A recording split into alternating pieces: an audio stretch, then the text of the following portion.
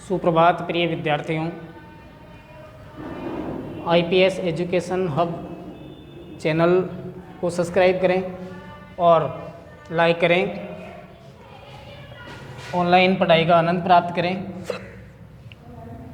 आज अपने संस्कृत का जो टॉपिक है कारक प्रकरण, उसको पढ़ने जा रहे हैं। सबसे पहले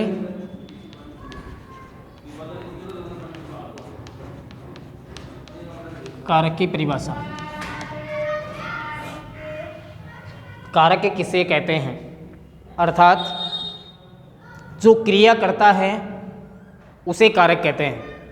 क्रियाम करोति इति कारकम, क्रिया का जनक कारक होता है। तो सबसे पहले लिखें इसकी संस्कृत में परिभाषा, क्रिया जनकम कारकम। क्रिया जनकम कारकम अर्थात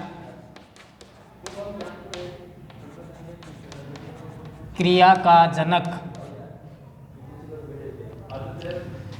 क्रिया का जनक कारक कहलाता है। क्रिया का जनक कारक कहलाता है अर्थात जो क्रिया को संपादित करता है या जिसका क्रिया के साथ साक्षात या परंपरा से कोई संबंध होता है उसे कारक कहते हैं। जो क्रिया को संपादित करता है,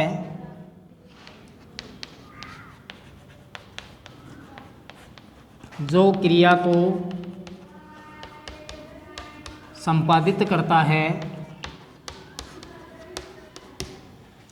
जो क्रिया को संपादित करता है या जिसका क्रिया के साथ अथवा जिसका क्रिया के साथ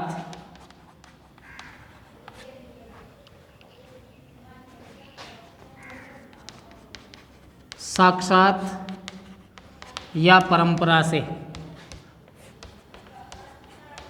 संबंध होता है,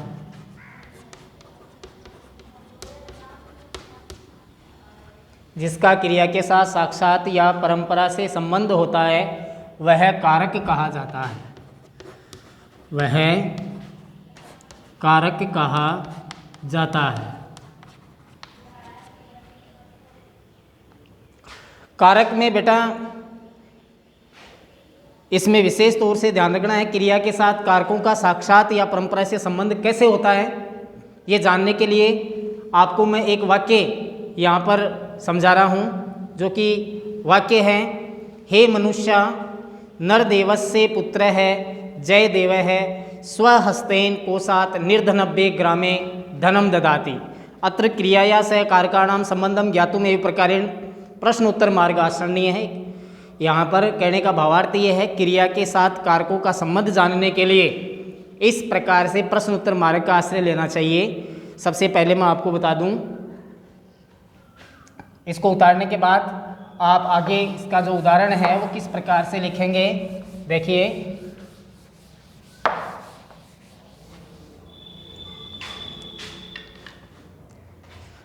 हे मनुष्य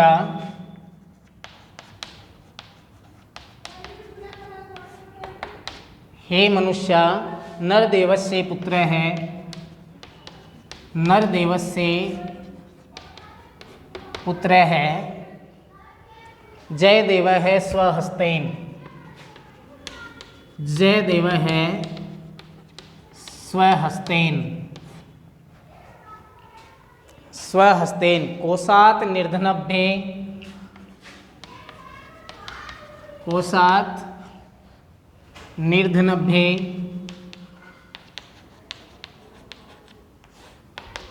निर्धनभ्ये ग्रामे धनम ददाति, ग्रामे धनम ददाति। ये आपका उदाहरण है कारक प्रकरण को समझने के लिए। यहाँ पर आप इस प्रश्न उत्तर के माध्यम से समझे। प्रश्न है उत्तरम और कारकम विभक्ति, कारकम और विभक्ति कौन से कारक के साथ कौन सी विभक्ति का प्रयोग किया जाता है, इसको समझने के लिए आप यहाँ पर समझ लीजिए। कह ददाती, कह ददाती अर्थात कौन देता है, तो उत्तर है इसका जयदेव है, जयदेव देता है। धन कौन दे रहा है, जयदेव दे रहा है। तो ये काम को करने वाला जो होता है हमेशा कर्ता कारक होता है, और कर्ता के साथ हमेशा प्रथमा विभक्ति का प्रयोग किया जाता है, इसलिए जयदेव है प्रथमा विभक्ति है। किम ददाती,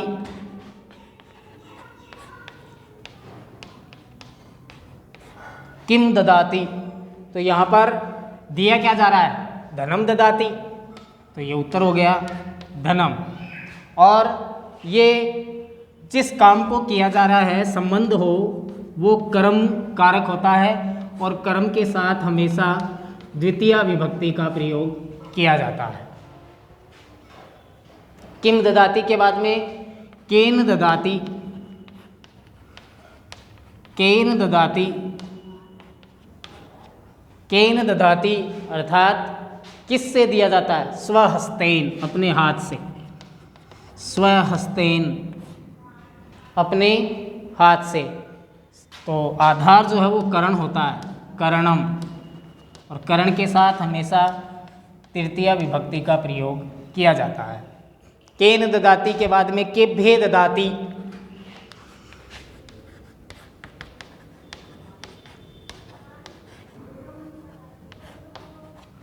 केभ्ये ददाती, निर्धनभ्ये,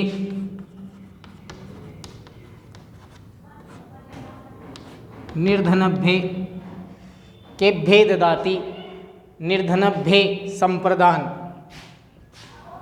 ये यहाँ पर संप्रदान कारक है, और संप्रदान के साथ हमेशा चतुर्थी विभक्ति का प्रयोग किया जाता है। केभ्ये ददाती संप्रदान कारक, कस्मात् ददाती,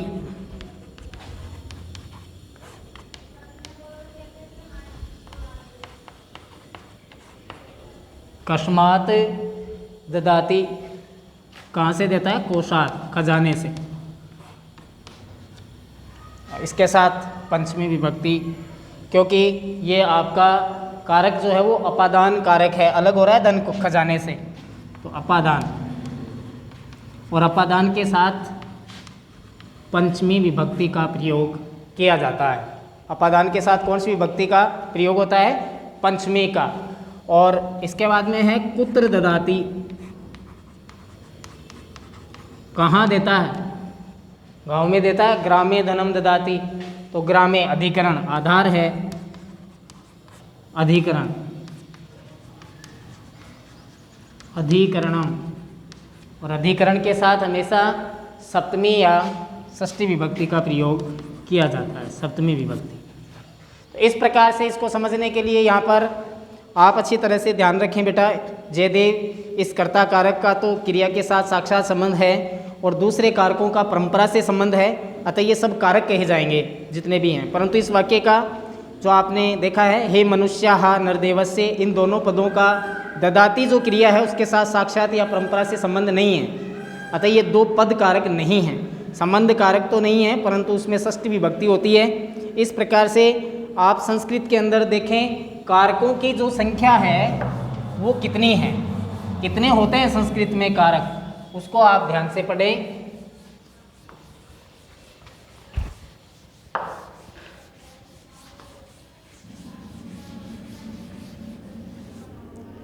कारक कितने होते हैं, कारकों की संख्या 6 होती है संस्कृत में। संस्कृत में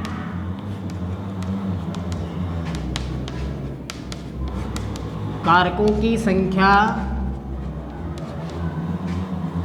6 होती है। कितने कारकों की संख्या होती है, 6। और ये 6 जो कारक हैं संस्कृत में प्रथमा से सप्तमी तक 7 विभक्तियाँ होती हैं। ये 7 विभक्तियाँ ही कारक का रूप धारण करती हैं। संबोधन विभक्ति को प्रथमा विभक्ति के ही अंतर्गत हम गिनते हैं।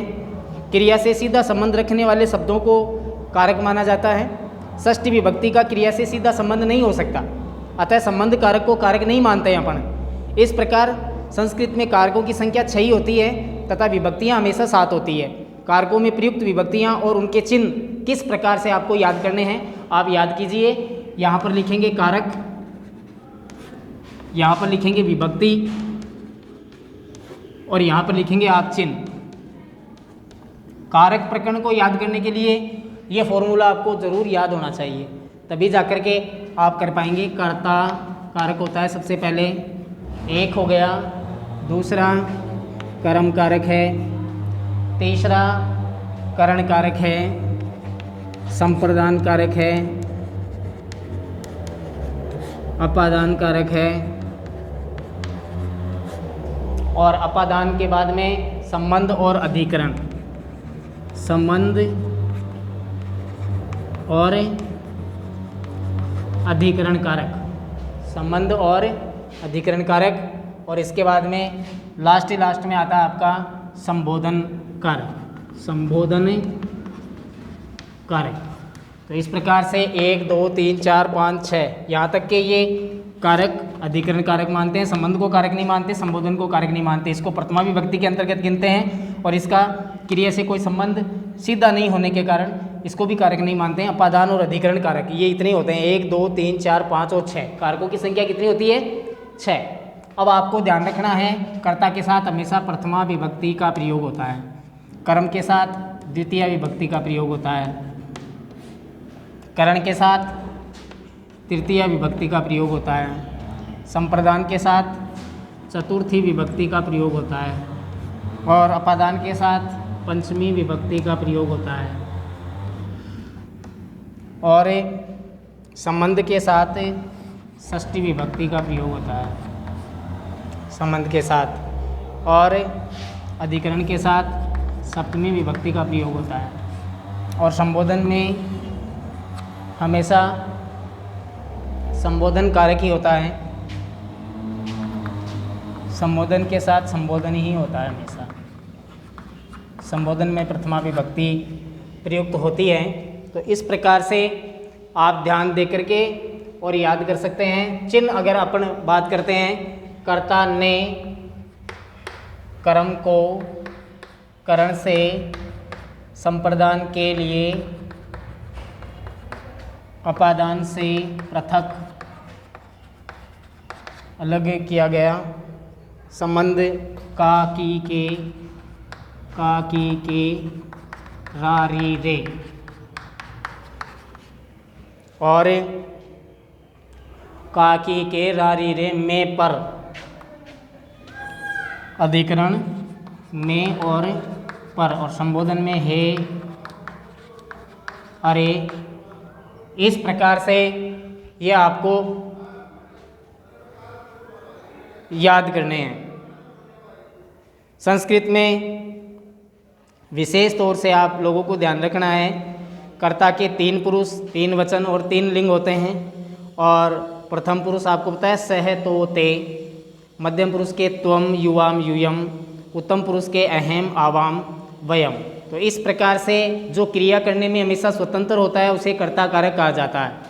और ये कर्ता में प्रथमा विभक्ति का प्रयोग होता है। दूसरा कर्मवाच्य में, कर्म में हमेशा प्रथमा विभक्ति होती है, जैसे मया ग्रंथ है पठ्यते, मेरे द्वारा ग्रंथ पढ़ा जाता है। और संबोधन में हमेशा प्रथमा विभक्ति होती है, जैसे हे बालका यूयम कुत्र गच्छत, हे बालक तुम कहाँ जा रहे हो। इस प्रकार से यहाँ पर विशेष तौर से ध्यान देने वाला शब्द है कि इति शब्द के अंदर भी हमेशा प्रथमा विभक्ति का प्रयोग होता है।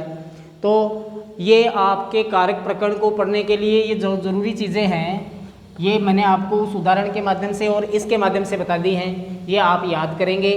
और कल अपन अगले वीडियो के अंदर जो है प्रथमा विभक्ति से लेकर के और सप्तमी विभक्ति तक के जो कारक हैं और उनका जो प्रयोग है, उनके जो उदाहरण हैं, वो अपन पढ़ेंगे।